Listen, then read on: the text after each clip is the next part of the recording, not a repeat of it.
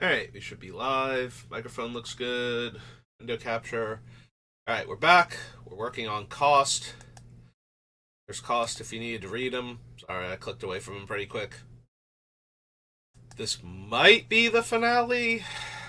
The problem is we still have to cut like 14 cards at least.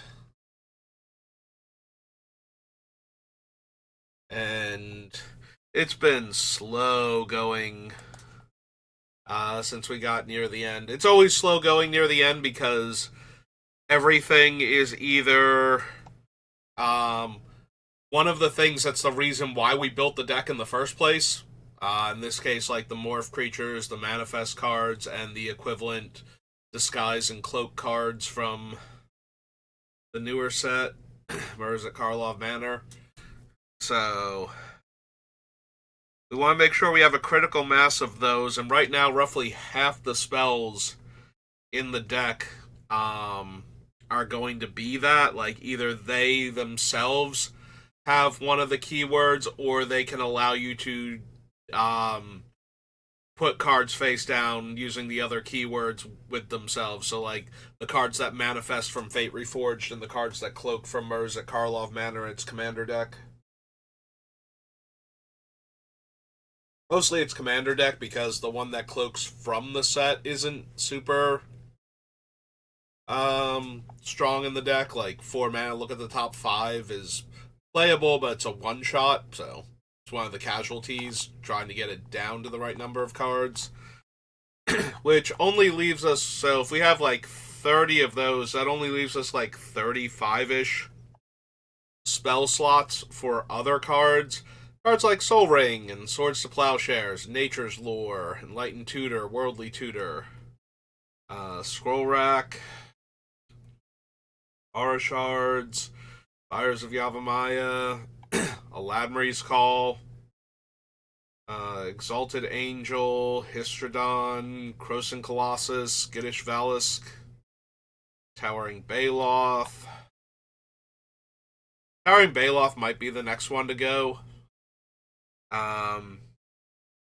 It just has better stats than the other ones, but it's now the weakest one left in the deck, so it is really nice though to flip up Towering Baloth if we can't flip up like Colossus or Cloud Scraper in order to cast things like the Skullport Nexus and what's its name? The Grey Henge. For like 2 to 3 mana. However much it actually is.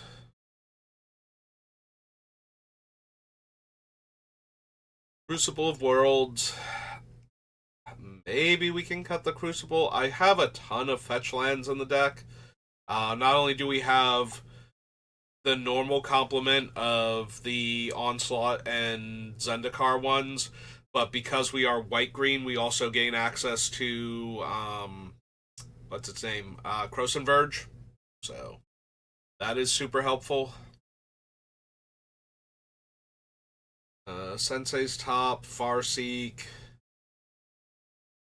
Master Warcraft. Master Warcraft is one of those cards I can cut, but at the same time, it's just a very good way to finish a game where it's kind of stalled out, and you don't want to have to reset the whole board. Like, you've got a really good board position. It's a lot like Insurrection in that regard, but it's much, much cheaper because it's a little less likely to just outright win you the game in a stalled board state, but but you get to decide what creatures attack, and you get to decide if creatures block and how they block. So you cast this on your turn. You were going to decide to attack with a lot of things anyway, but now you can decide that nothing actually gets in your way. You just get to win the game. We're done here. Akroma is one of our better morph creatures. Austere Command, because otherwise we only have one board wipe, and I think we want 2. You know, just in case things have gotten too far gone. Path to Exile, Lightsteel Colossus, Orabrask. We need enough ways to make sure our creatures have haste consistently. Otherwise, we're not getting the full benefit out of our commander because the creature has to be attacking for him to flip it up. So we really want our creatures to have haste early on. Orbrask, Mentor of the Meek, Ash Cloud Phoenix, Trail of Mystery. Break Through the Line is another way we just give haste to things consistently. Mastery of the Unseen, Temur War Shaman, Whisperwood Elemental, Survivalist, Death Misraptor, Den Protector, Dragon Slayer, Salt Road Ambusher. It's possible we lose the Salt Road Ambusher. We already lost Sumala Sentry. Putting 2 counters on our guys is even better, but it's still not the best thing. It is nice, though, that we're trying to put the things into play early and flip them up quickly. So putting 2 extra counters on each of our guys. But the Salt Road Ambusher doesn't get its own counters. It has to be another creature. And we're usually not going to pay the Megamorph cost, so it is going to be a 3/3 a lot of the time. So maybe it might be the worst one left on the list. It is a little sad, though, because it's really nice with, like, the cheaper Megamorph creatures. Like, flipping these guys up and putting 3 counters on them and having them be 5/4s for 2 mana to flip them up is not terrible. But maybe we don't need it then.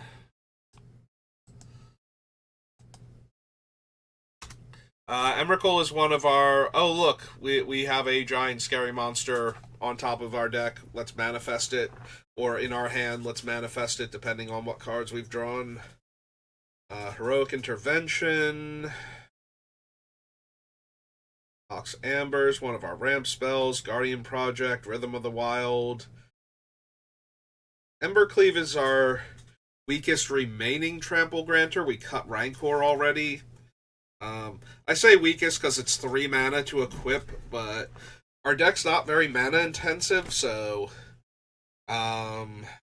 if we cast a morph creature on 3 and then we spend 3 to equip it, and we give it haste from anything that doesn't require a mana investment, then we get to attack with it and immediately flip it up with our commander, and then we get to do all of the damage, hopefully. Or they have to interact with it, which is going to be a thing anyway, so might as well have made it something worth interacting with. Might as well make them kill our 14/14 double strike trampling creature. Right? Right, Croson Cloud Scraper or Cloaked Emrakul.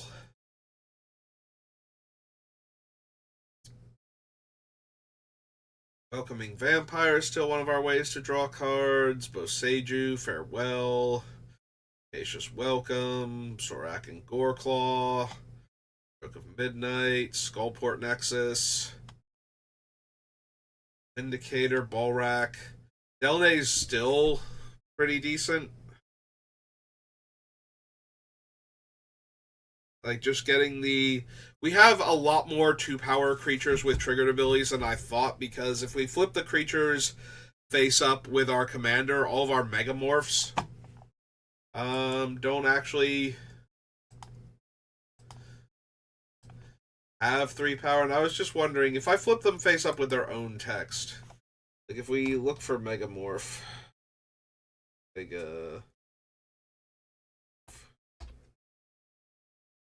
real quick, turn it face up anytime for its morph cost, and put a +1/+1 counter on it. See, I don't know.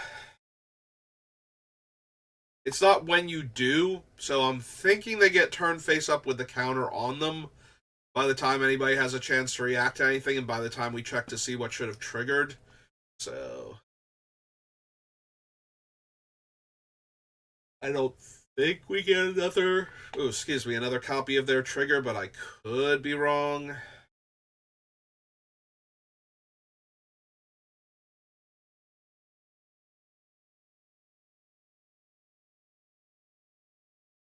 Alright. Either way, like, we still have enough reason for Delnay to be in the deck, but they are a little bit worse. Radical gives all of our things a 1/1 counter and trample. Pyrotechnic Performer might be our best morph creature in the entire deck. Yielding Gatekeeper, Vengeful Creeper, Yaris. 3 Wishes. Fauna Shaman is still on the list. We might still cut it. Fairy's Wife, Swiftfoot Boots, Earthquake Dragon. So Earthquake Dragon is on the list as another thing we can manifest. It's also a dragon we can grab with Imperious Hellkite or whatever it's called, the morph one. And it is the only other dragon in the deck, so... Also, it's an elemental dragon, so it's an elemental for our Flamekin village randomly, in addition to some of the other elementals we have. Which I think is only 3 or 4 elementals total now.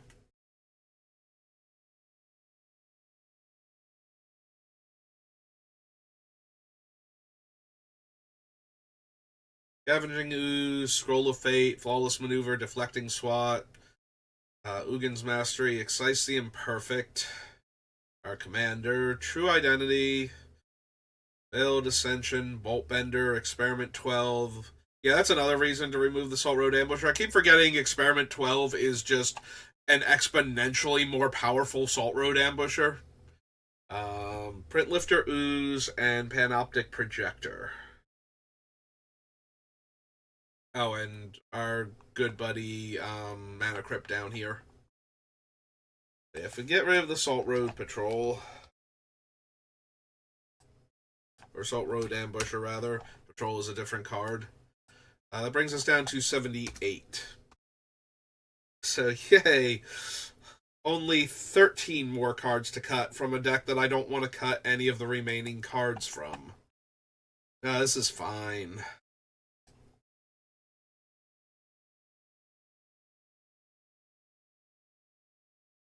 All my card draw spells.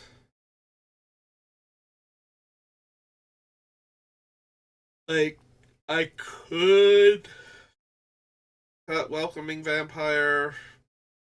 It's not insane, but it's also not great. I could cut the Welcome because the Welcome can't, like, its effect can't be copied by Delnay since it's not a 2-power creature, whereas the Welcoming Vampire can.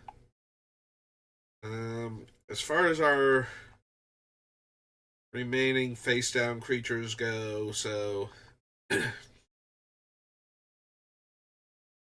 we could cut Time Bath. We have 1, 2, 3, 4, 5, 6, 7, 8, 9, 10, 11, 12, 13, 14, 15, 16, 17, 18, 19, 20, 21, 22, 23, 24, 25, 6, 7, 28. So we'd be down to 27.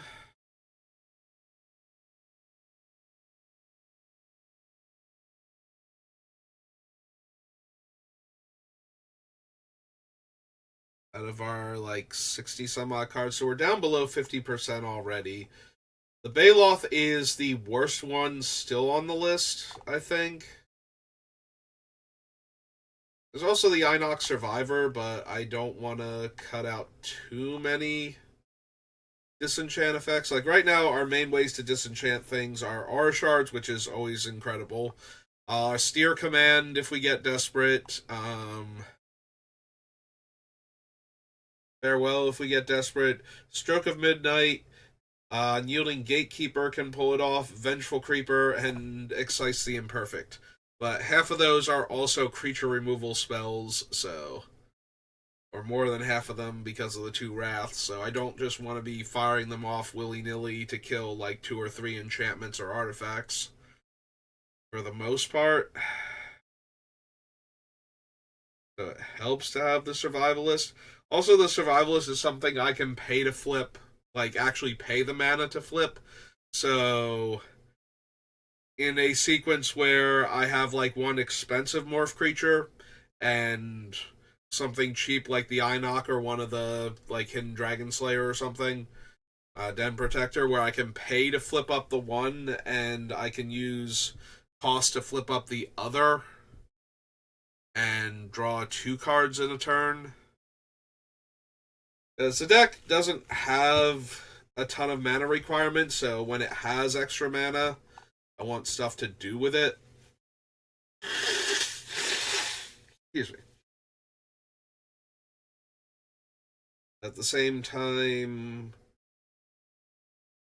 I don't have room for everything right now, and that's where I'm getting frustrated. Is we have all of these good cards, and we have extra room for spells even, and it's still a ridiculous uphill battle to make room for everything. Like, am I supposed to get rid of Scroll of Fate? Do I get rid of the Earthquake Dragon? Like, if we get rid of Earthquake Dragon, the only reason we're keeping the Imperious Hellkite is that it is a flying trample creature. So, it's got some of the best evasion of the entire deck. And it's a decent sized body, and we just don't have a dragon we can get. Also, Earthquake Dragon is only a 10/10. The upside, though, is that when it dies, we can sacrifice a land to get it back to our hand. And if we get it back to our hand, we can either manifest it again from our hand with something like the scroll, or we can put it back on top with Scroll Rack and then manifest it from the top with one of our other cards. So it is a threat that, if it's not exiled, is actually very problematic for the opponents once we get it going. But in and of itself, it's one of the weakest cards. Like, Emrakul's stronger, Blightsteel is stronger. Even if we give it double strike, it's still just dealing 20 damage, so half an opponent's life total, which is a lot, but there are plenty of games of Commander where somebody's at like 22 or 23 after taking a bunch of damage, and so we're still not killing them immediately. I guess 22 we can with the Ember Cleave, because then it's a little, technically an 11/11. So, but yeah, just being at 23 and we like ambush them, it's like, cool, they're at 1. Where's that last point of damage coming from? Because now they have to try and win the game real quick, or they're going to die.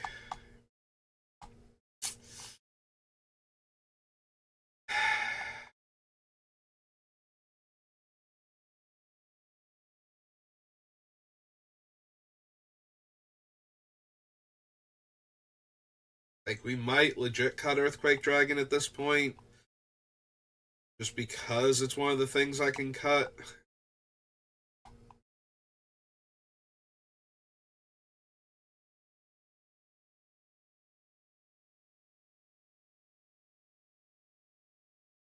I guess technically we could also cut Emrakul, since we've cut Conduit of Ruin, because Emrakul is kind of in the same boat. It's a little more powerful overall, but it also doesn't recur. So, like, she's got slightly better stats. If we can cast her, she has a much better ability. Although we did cut Trouble in Pairs, so we won't get to shut off the extra turn, but that's fine. So she does have that going for her.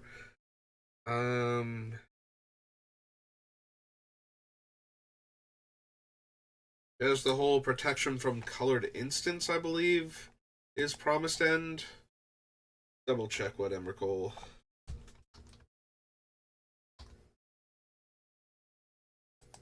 Like, which one of the things she has. Unless to cast Flying Trample. Oh, she has protection from instants. The protection from colored spells is the Promised End. Or not Promised End, Aeon's Torn. The Flying Trample, protection from instants. Which is nice when you're flipping her face up in the middle of combat. Um.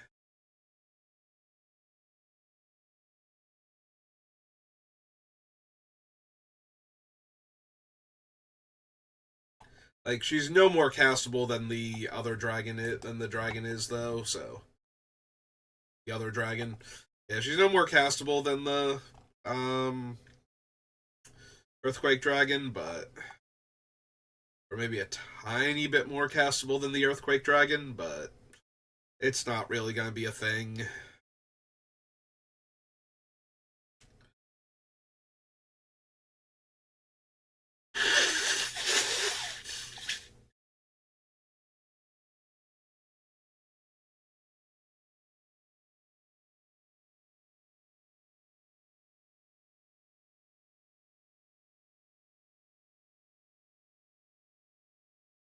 I can cut the Eladmary's Call. I can cut the Fauna Shaman. I don't really want to. Like, we have a lot of things that can just win us the game under the right circumstances, or at least take a player out of the game. Like, putting Blightsteel Colossus into our hand so that we can manifest it with haste and attack with it immediately definitely kills some players.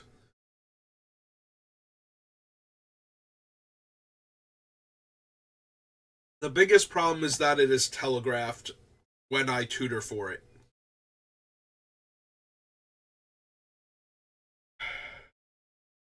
Which does not make it bad, because a lot of the times we will be telegraphing it seconds before it's the thing that tries to kill them, so that they. It's one of those things they know it's coming now, but. Like, there's no, oh, I just played this random creature face down with this effect, and now I'm attacking with it. It could literally be anything. It could be our Emrakul or our dragon or one of our actual morph creatures, who knows? And then we flip it up and it's Blightsteel. Like, that one might ambush people a little bit better. Like, they might let it get too far before they try and respawn, and then if they only have a destroy effect, the Blightsteel catches them off guard, where they had to destroy it in response to Cost's activation. Um,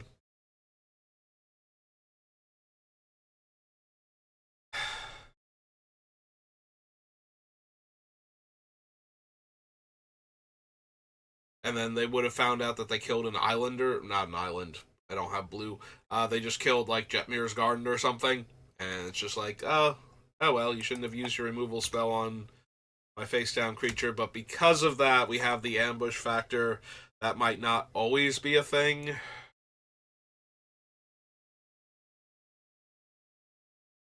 Whereas if we have to tell them we put Blightsteel Colossus on top of our deck, and oh hey, we just manifested the top card of our deck and now it's attacking you, like, what could it possibly be? So, like, that is the biggest issue with tutoring for it, but not being able to tutor for it means that when the opponents are vulnerable, we just don't get to kill one of them outright.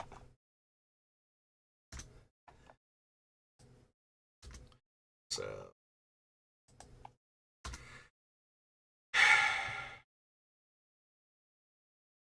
very, very difficult actually at this point. Like, so many of the cards are the thing that I actually want in the deck, so trying to figure out what we can still cut for making room is just killing me, honestly. All of these cards are just so good in the deck. Or they have a very specific purpose that I kind of need things in the deck serving, so.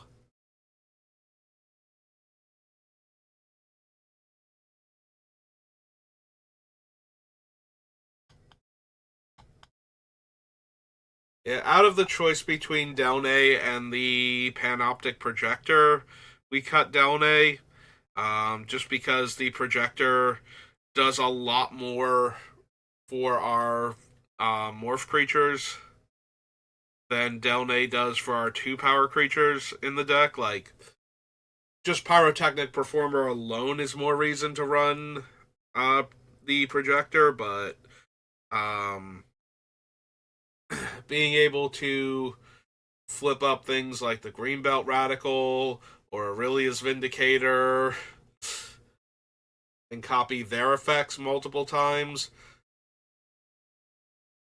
just too good. The trade-off for Delne being able to copy like Subira's trigger to draw cards, or Welcoming Vampire, or um, Mentor of the Meek.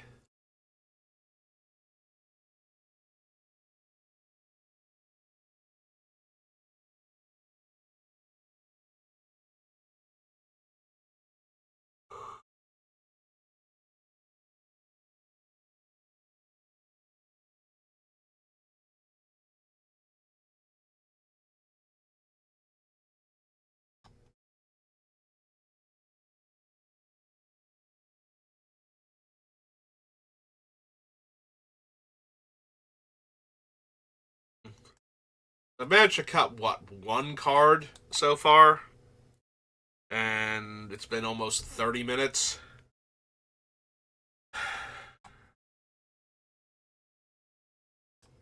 There are just so few cards I actually want to cut from this deck.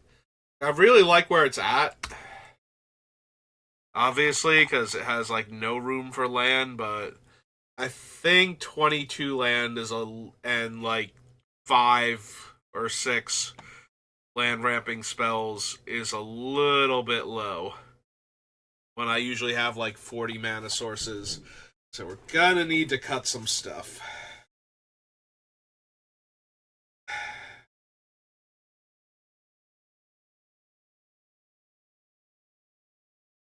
Like, part of me wants to actually cut the Worldly Tutor because I have other ways to put things on top. Also, the Enlightened Tutor gets me specifically the Blight Steel, which is one of the things I most want to tutor for, but it also gets me like top and scroll rack and things to control what I manifest, and also the enchantments that manifest things repeatedly, like the Veiled Ascension or Mastery of the Unseen. So I think Enlightened Tutor has to stay, but I don't know that Worldly Tutor does. The problem is with having like 4 or 5 things that manifest the top card of my deck consistently. Like, I know I have 3 off the top of my head. It's the Veiled Ascension, the Mastery, and the Elemental, the Whisperwood Elemental. And I'll manifest the top card of my deck like literally every turn if I need them to. Or as long as I put the card on top at the right time, we can manifest that specific card. So that makes Worldly Tutor better. So then the question becomes, it's like, well, if Worldly Tutor is that good, do I then cut Aladmary's Call instead? The thing is, if I cut the Aladmary's Call and the scroll um, of the Unseen, then we get to then we don't get to manifest things from my hand. So it's all about the top of my deck, but that allows me to focus more on the top of my deck as opposed to my hand. So that's a tiny bit better, I think.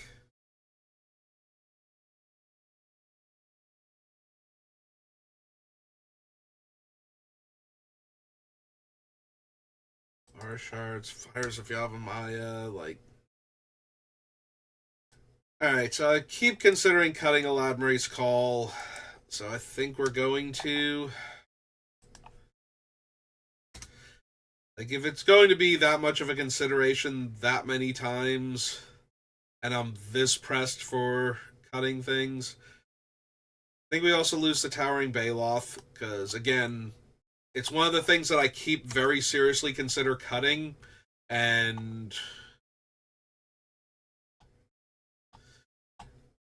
if we're going to struggle this hard, if I'm going to struggle this hard to make cuts, then I need to cut the things that are that close to being cuts anyway. Just so that way we're actually making progress. I don't want to cut any of them. I want to cut any of these.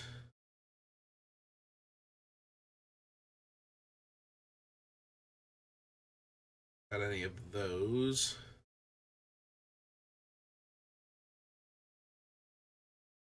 There's a chance it should be Emrakul.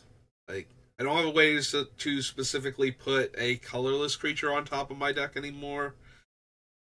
Um, the protection from colored instants is really nice, though. But maybe we don't have enough room for more than like two creatures that can't be laid face down on their own that need to be manifested or cloaked.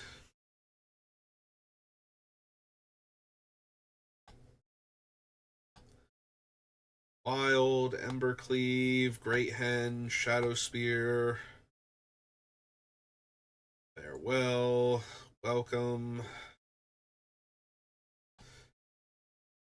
Sorak and Goreclaw give haste and trample, so and 1/1 counters. So all the good stuff. Indicator, Bolrak, Delnay.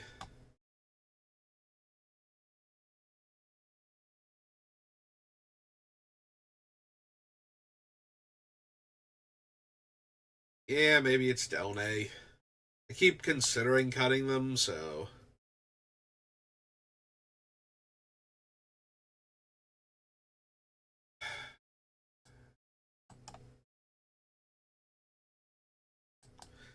yeah, I need to make room, and the projector copies all of my morph creatures, while Delnay copies some of them, and some of my like two of my card draw trigger spells. So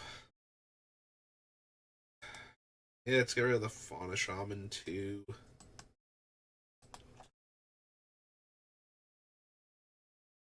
Era, Earthquake Dragon, Scavenging Ooze, Scroll of Fate. I keep forgetting what the actual name of it is. I keep wanting to call it like Scroll of Mastery or something, but I'm pretty sure that's the one that lets you draw a card if you have 7 cards in your hand. It's doing like its Library of Alexandria impression. Alexandria impression. There we go. So we need to cut the scroll and the Baloth off of the lower list.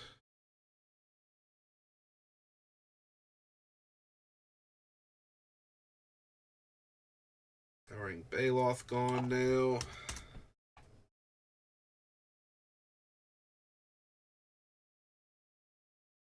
I think the scroll is on the list, or did the scroll not even make the lower list? The scroll didn't even make the lower list, so I'm not even losing an extra thing from it. Okay, so 1, 2, 3, 4, 5.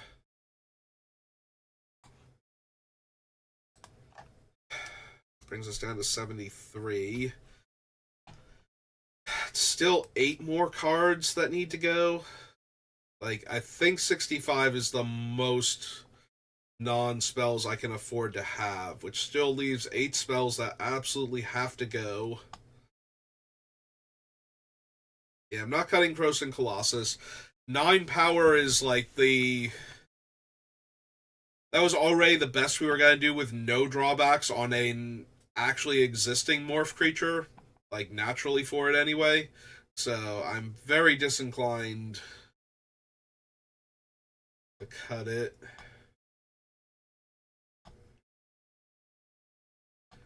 Roma, Austere Command.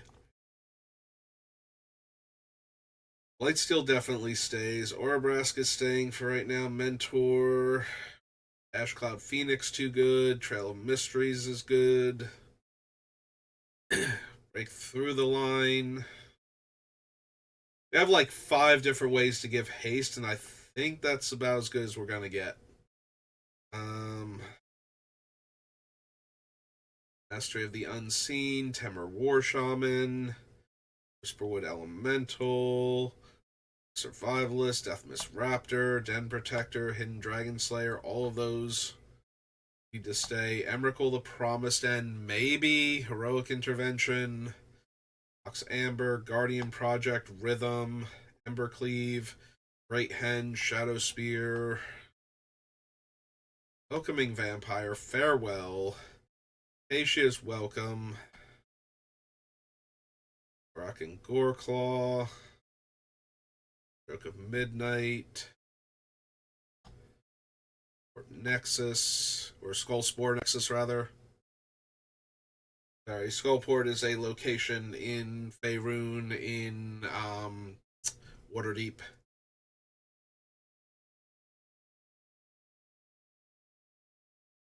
In fact, I believe we have Skullport Merchant is from Baldur's Gate. Vindicator, Balrak Clanbasher, Belt Radical, Pyrotechnic Performer, Yielding Gatekeeper, Vengeful Creeper, Yaris. There's a part of me that's like we can cut Yaris because leaving the creatures face down in order to draw cards is not what we're planning on doing, but Yaris is in like a good sweet spot of if our commander suddenly costs like 6 to 8 mana because of commander tax, instead we can play Yaris if we're a little light on mana. And then Yaris will also let me keep attacking with our face down cards, because if they block them, they come back into play and get flipped face up. And if they don't block them, then we get to draw cards. Real quick, there is something I'm actually curious about Yaris. What's his wording? His exact wording. Face down creature you control dies. Return to the battlefield face down under its owner's control if it's a permanent card. Okay. So Yaris is already built in to stop you from doing that. So I was wondering if Yaris was infinite, if you manifested an instant or sorcery, and then it got killed, and then Yaris returns it to the battlefield face down, and then tries to turn it face up and can't, so it stays face down, so that way when it dies again, Yaris returns it to the battlefield, but apparently that does not work. Good to know. I was curious about specifically that. Visits, with foot boots.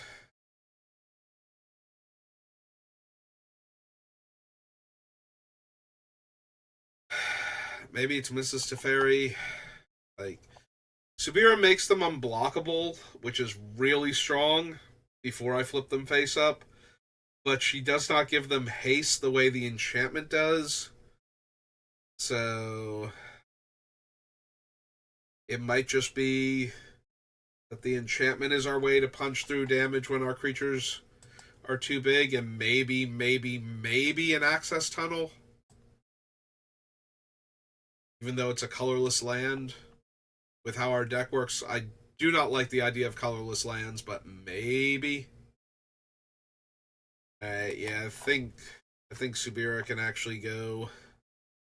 I was like, in my head, I'm like, does she also give haste the way the enchantment does? Because if she does that, but it's no, she has haste and can make my other 2-power or less creature unblockable. So.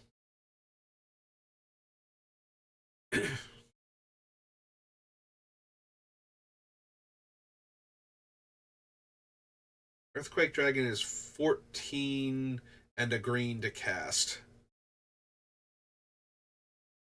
And my one dragon would make it a 9-drop.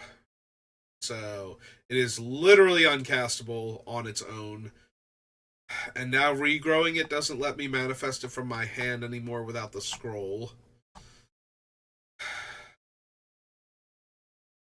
So tutoring for it is less impressive with the Hellkite. The Hellkite's staying just because it flips up into a flying trample dragon. So that still has some of the best stats on a morph creature in our deck. So there's no reason not to run it, but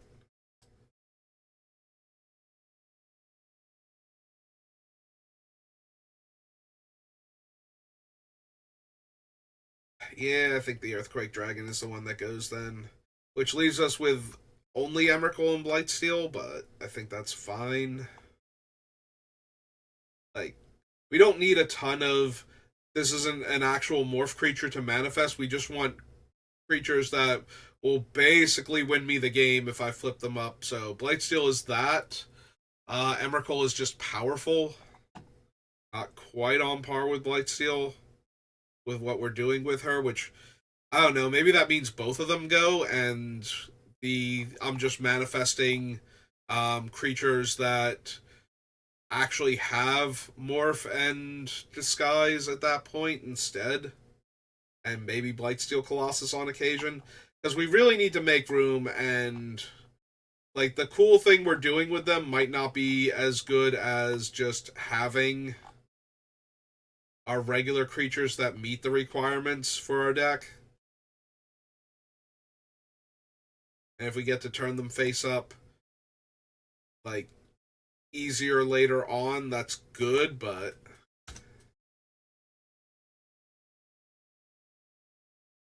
yeah, so we leave in the Blightsteel because that is the cool one to manifest out of nowhere, but got these three. Brings us down to 70. We're 41 minutes. Can I just get 5 more cuts in like 20-ish minutes? And then we can figure out the mana base and be done? Because we are so close to being done that I just want to finish this, but at the same time, I don't want to... I don't want to cut cards just to cut cards at this point. I want to cut the cards that I feel like are doing the least in the deck. Which brings me back to Worldly Tutor. So, again, we lose all of the ambush factor if we tutor for Blightsteel. If we tutor for one of the other cards, that's fine, but it's not essential. So I'm thinking we cut the Worldly Tutor. The Enlightened Tutor is still grabbing.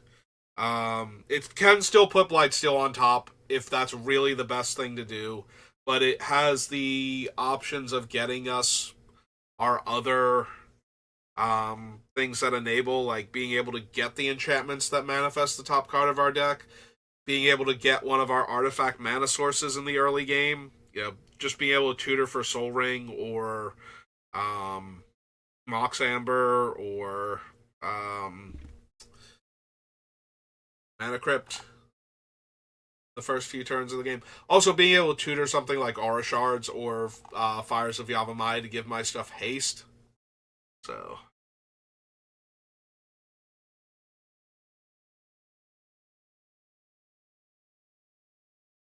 maybe it's Sorak and Goreclaw then. They are now the most expensive thing I have in my deck that doesn't have Morph or Manifest after the Blightsteel Colossus. So using them as a way to give my things haste when I have to get to 6 mana just to cast them. Like, they're definitely very powerful, and I do actually really like them in a lot of my commander decks, but I think this is the worst creature left that's giving my things haste.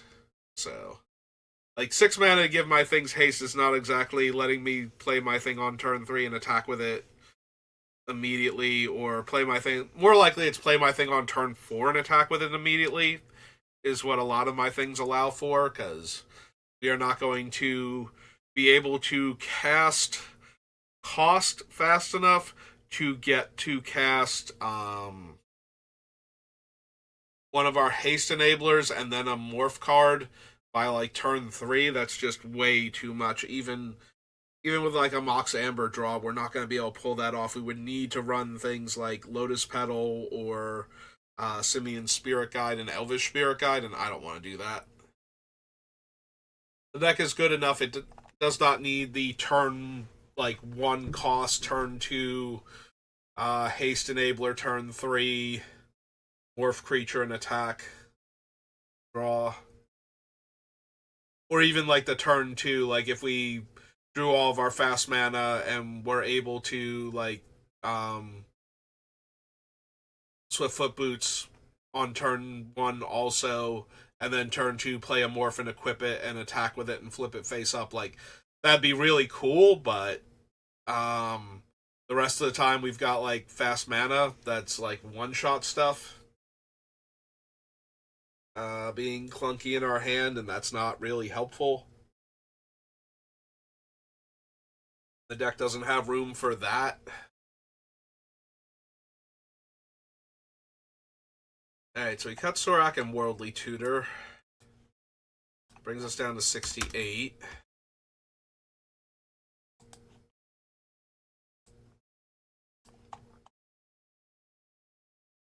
Card draws Histrodon, Mentor, Guardian Project, Great Henge, Welcoming Vampire, Loquacious Welcome, Yaris, and True Identity. Plus our commander.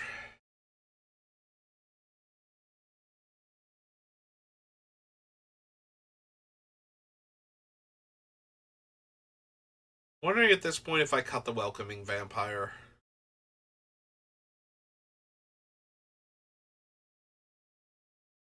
Like, both it and Tocacious Welcome can only trigger once per turn. But with the Welcome, at least, if all my creatures die, then I start deploying more creatures. I still get to draw cards, whereas if the Vampire dies, along with all my other creatures, then I'm out all my other creatures and one of my card draw engines. And it can't draw multiple cards like Mentor can. Although Mentor is still asking me to have like 8 mana to draw 2 cards in a single turn most games, so it's not like Mentor is actually just like tearing things up, so.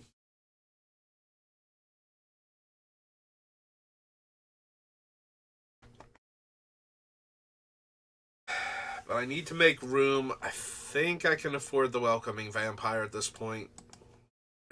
And still not too low on things, so. Oh, whoops, that was Tocacious Welcome. Where did we go?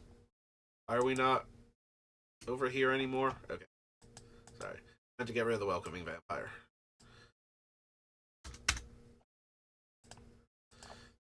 Welcoming Vampire.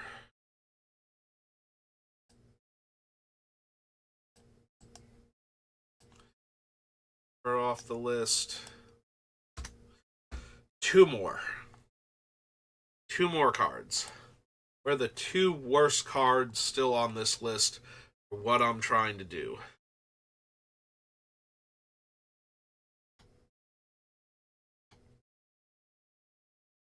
Excuse me.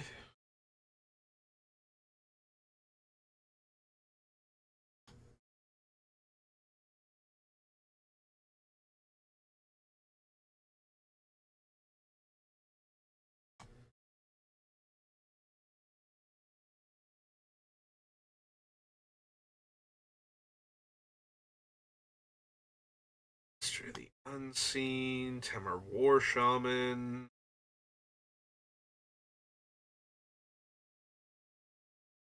Heroic Intervention. Amber. Guardian Project, Rhythm of the Wild.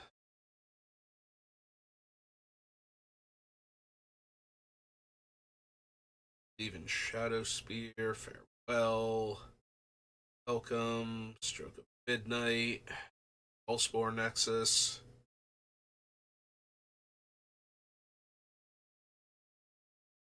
All of those. I'm really hesitant now to cut. Like, when I thought we might be able to get it down to like 62 or something, cutting something like 3 visits and just running Nature's Lore and Farseek felt more reasonable. But now that we're at the part where we're probably only running 35 land instead of my usual 40, I really, really don't want to cut any of the land fetchers.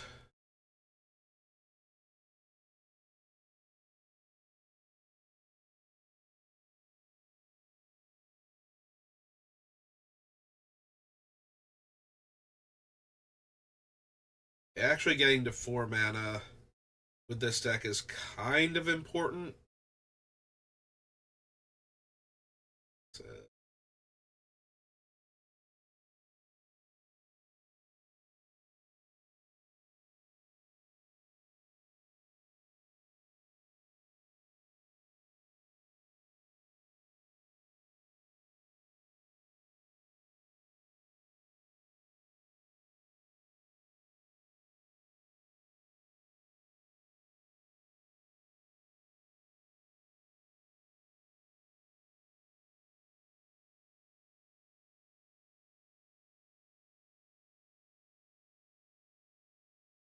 So by the same token that made me want to cut Welcoming Vampire, do I actually cut Mentor of the Meek then?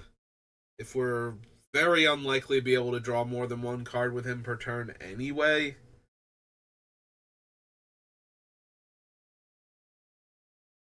Maybe I don't need him. Like, Tokashi's Welcome is just a free draw every turn that I cast a morph creature. So.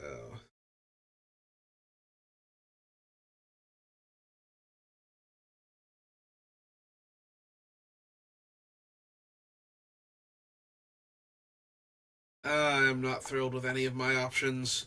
I haven't been thrilled with any of my options for like 3 streams, I feel like.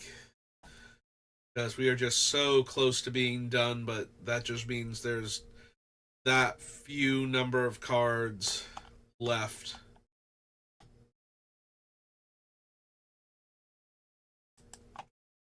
That's actually going to be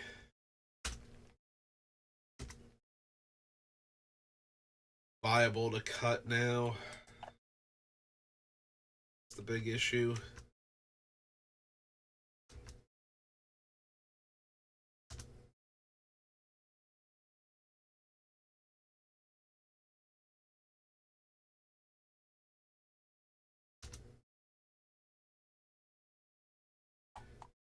Spear, Great Henge, Embercleave, Rhythm, Project,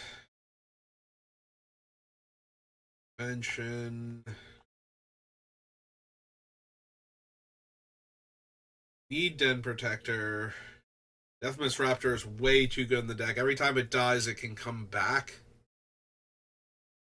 by unmorphing a different creature.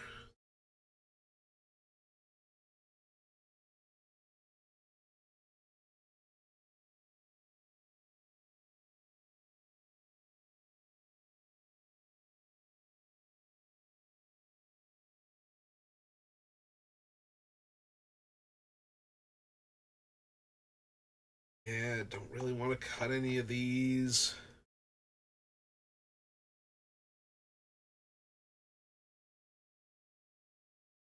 Steer Command, Achroma.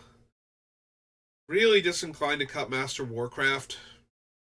Just because it is one of the least on topic cards. In a deck like this that has a ton of big creatures but not a ton of ways to push through damage, and doesn't have the mana production to allow for insurrection.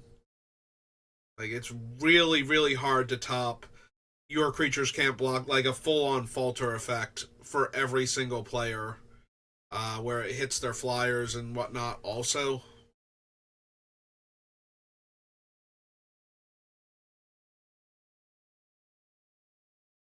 Buckshard, Cloudscraper, Hellkite, Dallas, Colossus, Histrodon, Exalted Angel. Fires of Yavimaya, Aura Shards, Scroll Rack, Light Tutor, Nature's Lore, Swords, and Soul Ring. Like, what am I even cutting here? Even if I did cut Mentor of the Meek, I still need another card.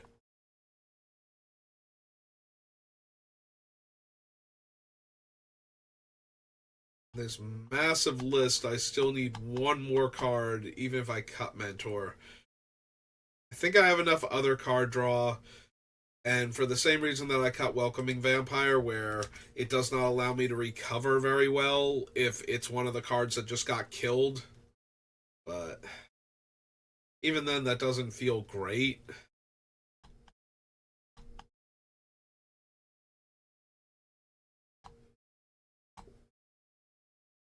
And Protector, Hidden Dragon Slayer, Heroic Intervention.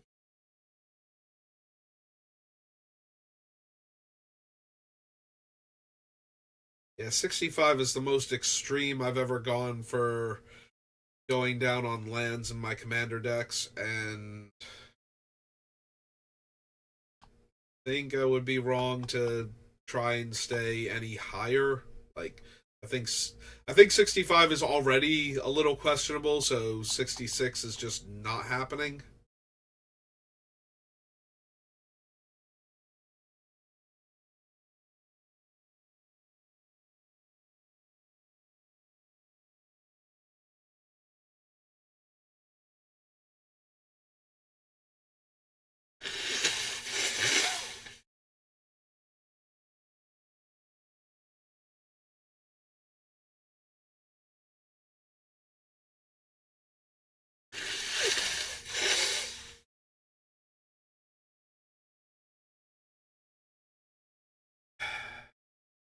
And a crypt.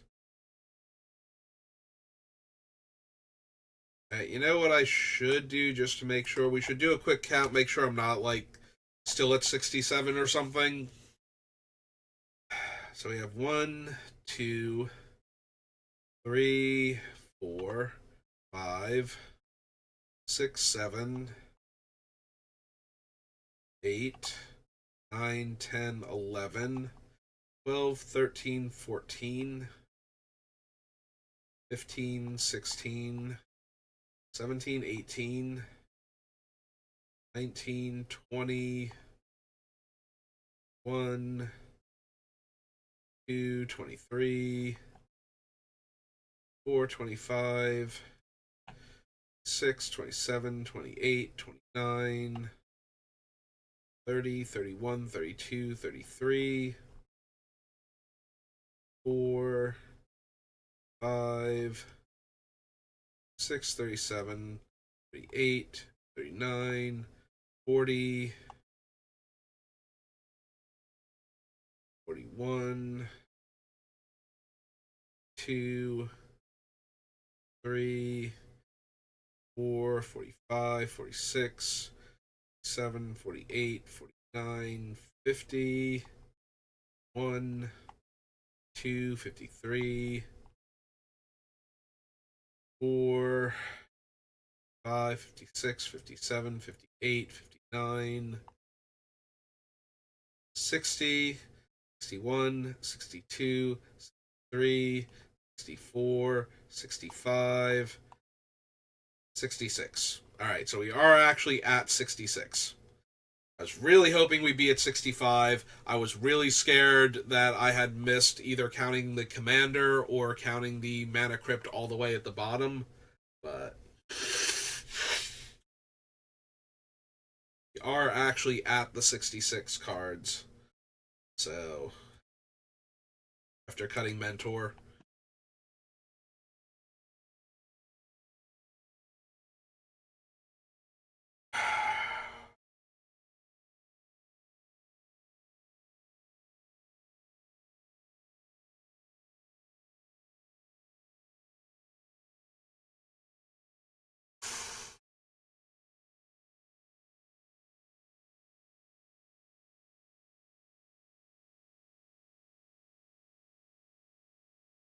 Really don't want to cut something like Master Warcraft. I hate cutting any of the morphs we have left. There were a few that were questionable, but it's just like, no, we can probably go ahead and cut them. But now there's nothing left on the list that I feel that way about. I don't really want to cut Orbrask. He is the most expensive way left to gain haste, but if we cut him, we have um, Fires, the Rhythm of the Wild, um, Boots, the Break Through the Line. I believe that's it. So we only have 4 other ways to give haste without Orabrask, and giving haste is, I think, very important to this deck. Like, I'm actually kind of concerned about how few ways we have to give haste that are less than 5 mana. So if I was going to cut Orabrask, it would be to add in, like Ogre Battle Driver or Breaking of the Day or something. Even though we don't have that many legends. Just for that random time where I want to attack with Kaust. Also, Kaust himself, if he's died, needs to come back with haste, so kind of important there.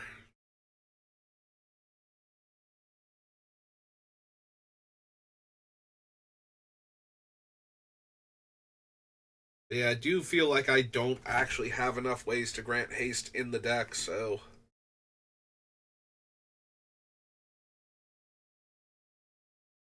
very hesitant to cut Tokasha's Welcome.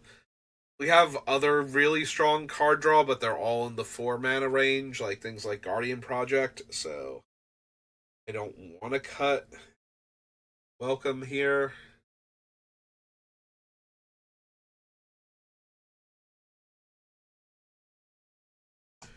Like, I feel like we've cut enough stuff already that draws us cards.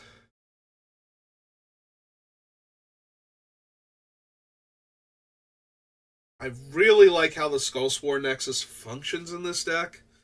Um, Being able to cheat high power creatures into play early makes this thing cheaper, and then if our opponents can't exile our big creatures, if they have to destroy them, then we're making the fungus dinosaur tokens. And on top of that, being able to double a creature's power mid combat is just so useful when we have all of these huge power creatures running around. Like being able to double up um Frozen Colossus or um Cloud Scraper is already huge, but being able to double up Blightsteel Colossus will all but instantly wins us the game on the spot at that point. Or kills the one opponent anyway. It doesn't instantly win us the game. It kills the one opponent it's hitting though. Which is more than good enough a lot of the time. Do not want to cut any of the morph creatures or the disguised creatures that we have left. Don't want to get rid of my graveyard hate and scavenging ooze, and I don't think even with Crucible of Worlds, like I can do the Crucible of Worlds, what's its name trick, the scavenger grounds. We are keeping Crucible. I'd feel a tiny bit better if I also had like Conduit of Worlds or something in this deck where I would be able to get back the desert with more consistency.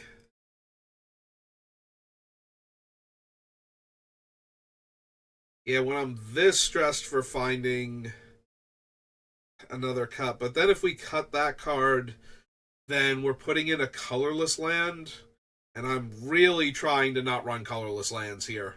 Like our commander is 3 colors with only 2 mana symbols on him. Like he really needs us to actually have access to colored mana to cast him consistently. So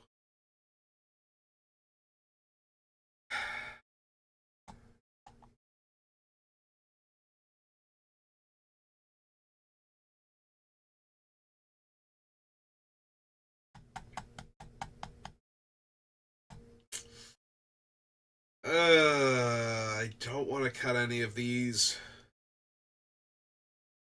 Yeah, I'm like, even though that would give me the freed up slot I need to put the card in, I still am not thrilled about the idea of cutting the scavenging ooze for the scavenger grounds desert.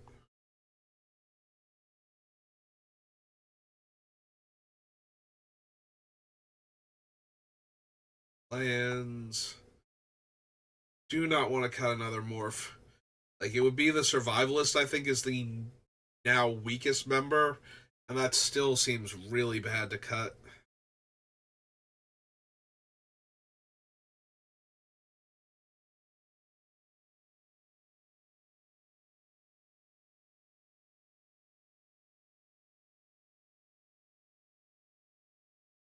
And cutting Orbrass just makes me want to bring in a different way to give haste.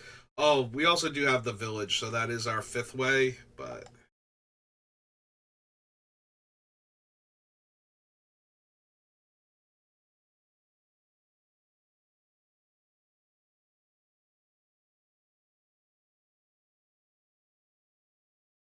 really, really don't want to cut Master Warcraft.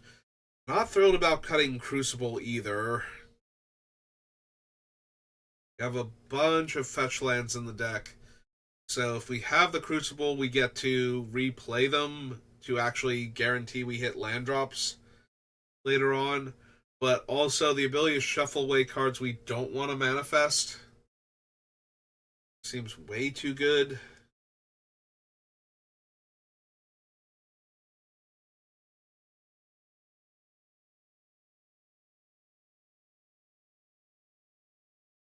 Yeah, can't see cutting any of them now. Fires, no. Aura Shards, no. Scroll Rack, no. Enlightened Tutor, no. Nature's Lore, Swords, and Soul Ring. Oh my god. We are an hour and 5 minutes in, and I still need to do the lands. And none of these cards feel cuttable at this point. Like, I would have to cut another morph creature, because I really don't feel like I can give up any of the other non-morph, manifest, disguise, cloak cards in the deck. The ones that we have left feel pretty much essential at this point.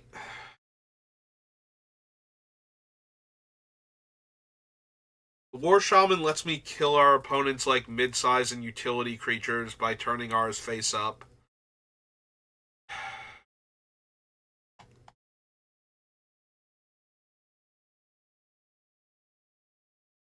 Whisperwood Elemental gives us a steady stream of face down cards, but also allows us to replace our face up creatures.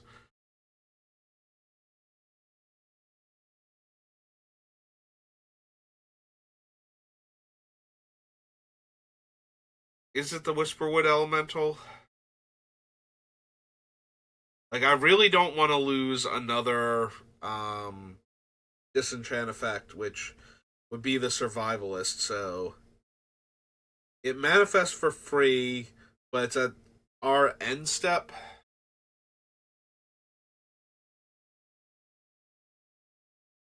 So we don't get to attack with it right away if it's something relevant.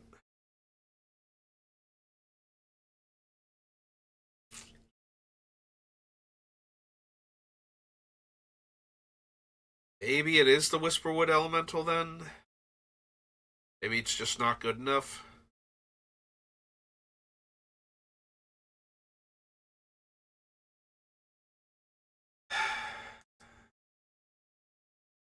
Yeah, I'm starting to wonder if it might actually be the Whisperwood Elemental then.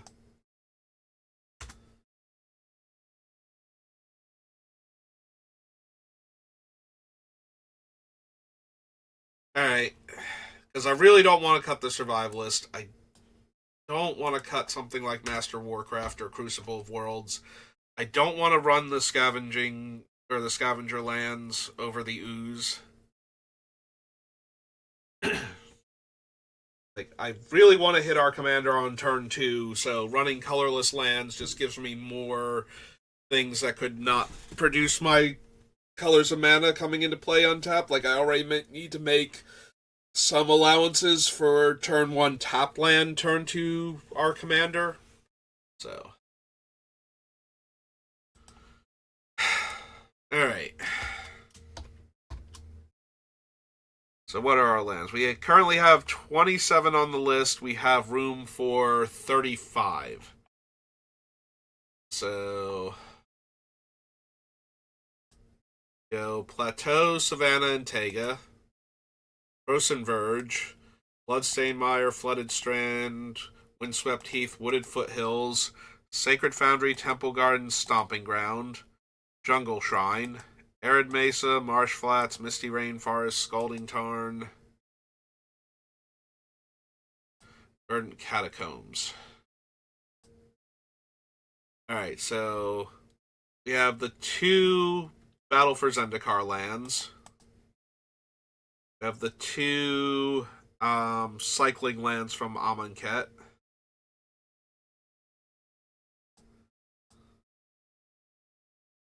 So Meadow is a counterpoint to them. So we need one other.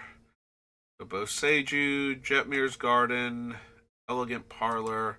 I don't currently have the Dominaria United one on the list. I don't know that I care that it's the snow-covered land either way.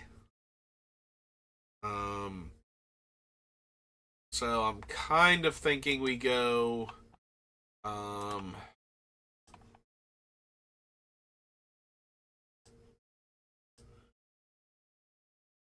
white red. Card type is land.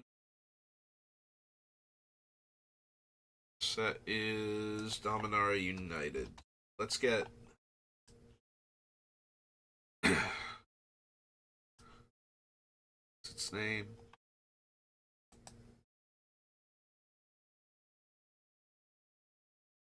Oh, card name is not land. Sorry.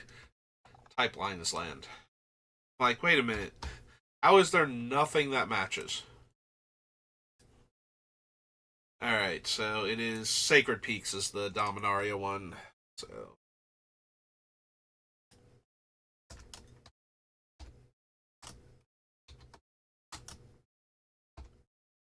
Sacred Peak or Sacred Peaks? Sacred Peaks.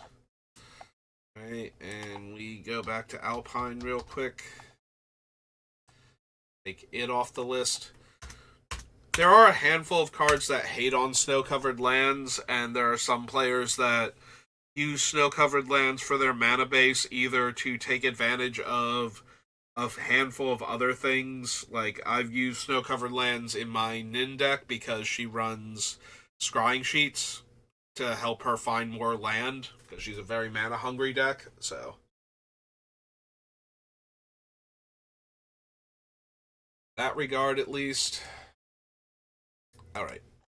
Done that, we need to go back to looking for lands. Boseiju, Jetmir, Sacred Peaks now, Elegant Parlor, Command Tower, Flamekin Village. Alright, so we do have the right mix, I feel like. So that's 92. So that leaves us room for 8 lands, like 8 actual basics. So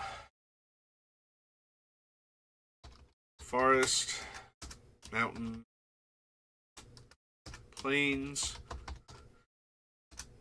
I think forest is the most important out of all of them because we have multiple land fetchers in green on top of that, and our commander is green plus hybrid white red, so that was the other thing. I kind of want to check to see how many of our things are forced to come into play tapped.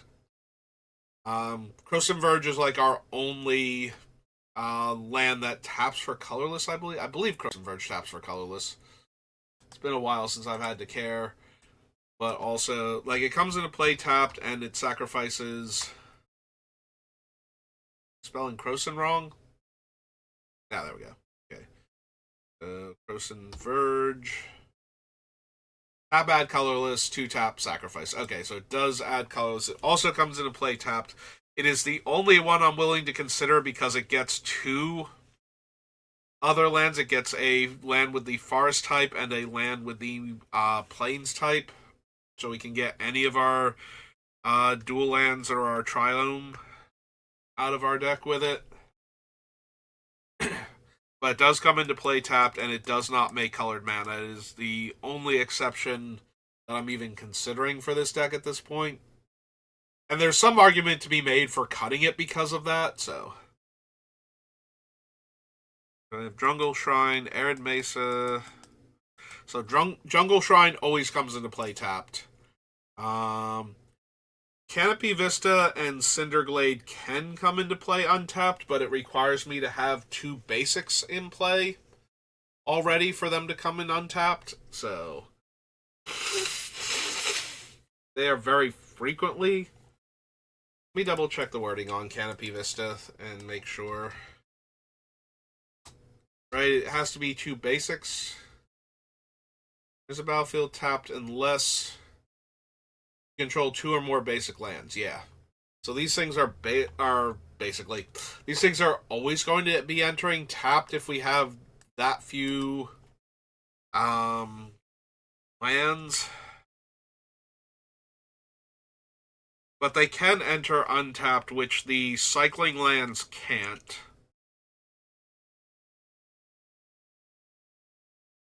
I'm very seriously wondering, after all this effort to put the Sacred Peaks on, if I want to get rid of the cycling lands and the peaks and then just have one, like, makeshift cycle, the battle lands and the elegant parlor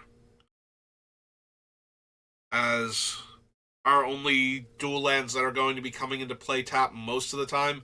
Because if we can up the number of basic lands, there is a world where these things come into play untapped more consistently while still being lands that are fetchable.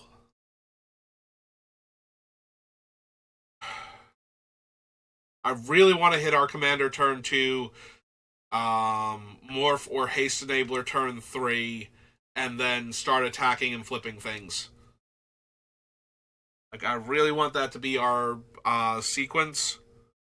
So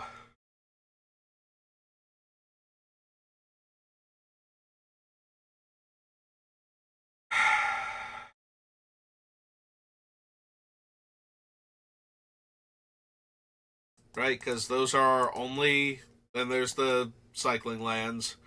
Oseju Who Endures comes in untapped. Jetmir's Garden is always coming in tapped. Sacred Peaks, Elegant Parlor, Command Tower. Flamekin Village is probably coming into play tapped. How many elementals did we wind up with? Rock Shard is 1. Creeper is 2.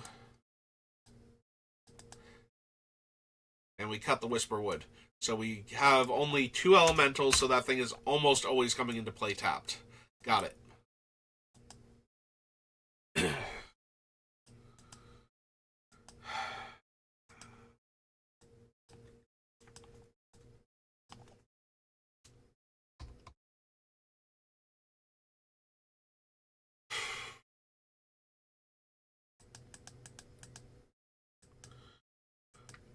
Flooded Strand, Windswept Heath, Wooded Foothills, Sacred Foundry, Temple Garden. Alright, so I think I'm good with this. I did want to question whether or not I wanted to cut the other thing for a few more basic lands. I think this is fine. There are going to be some times where it stumbles. So here's the important thing. So normally I just say to run what dual lands you have. If you're going to, like, because most people do not have Tega and Savannah and whatnot.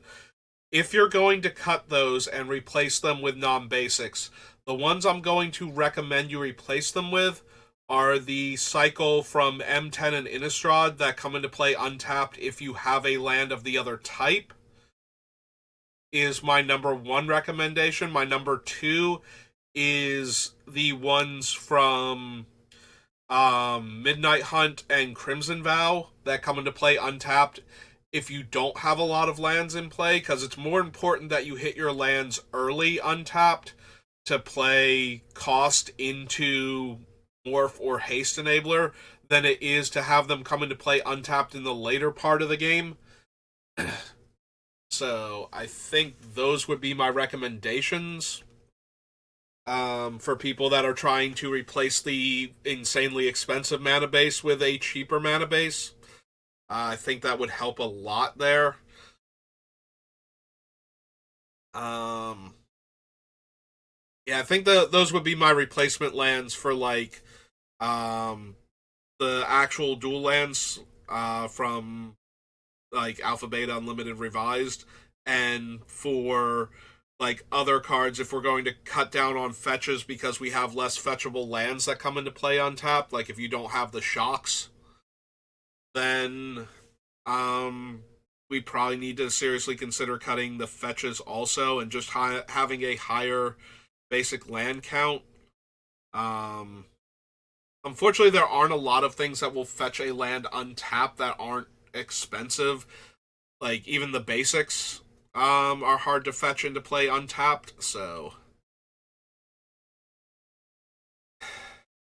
But yeah, that's going to be true of any mana base that can't afford the more expensive lands. Is that the trade off is usually your lands are going to be coming into play on tap, but just to lighten the load a little bit, those are some of the ways we can do that. Um, if you're going to do that, though, you probably want to get, if you can, the Modern Horizons fetch land. I'm blanking on the name of it now. The one that can fetch any basic land from your deck for 1 life and put into play untapped. Prismatic Vista. That sounds right. You probably want Prismatic Vista. You probably will need, because of the things you can do with Scroll Rack and Top, and because we actually care what cards are on top of our deck a lot of the time, so top of the deck manipulation is a lot more important. I think you might need to run some of the puts the land into play tapped fetches, your Evolving Wilds, the other one, Terramorphic, Fabled Passage if you have it. That one's always going to put in play tapped in the early game is the problem, but I don't think we can really afford not to. Escape Tunnel is fine because of all of the 2-power creatures we're running. So it has a tiny bit of utility in the mid to late game. And probably the Cabaretti Courtyard is viable here. But yeah, so we have room for 70, 80, 92. So we have room for 8 lands. So I think we want to go 4-2-2. We want some number of plains and some number of mountains in case somebody does like Wave of Vitriol or something and we get to search for basic land replacements. We want to have plains and mountains we can fetch. But the forests are the most important ones. If we're only going to have one basic land in our hand, I want it to be a forest most of the time because forests will fix our other colors more consistently. So, all right, we're almost at an hour and a half, but Kaust is finally done. There are a lot of interesting commander possible cards that have gotten spoiled. They all got spoiled while I was away on vacation, so we got the full commander deck list for the Fallout series. We got some of the cards from Thunder Junction. We got a new Emrakul from Modern Horizons 3. We got the first couple of Assassin's Creed cards. We've got like Mabel from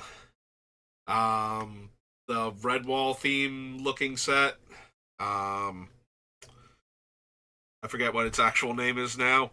So we've got a whole bunch of different cards, and we're going to get Thunder Junction previews in a few days, like more of them. So I'll have to figure out what we're going to build around, but yeah, it's going to do it for Kaust. It's finally done, so thank you for watching, and I will see you next time. Have a good rest of your day.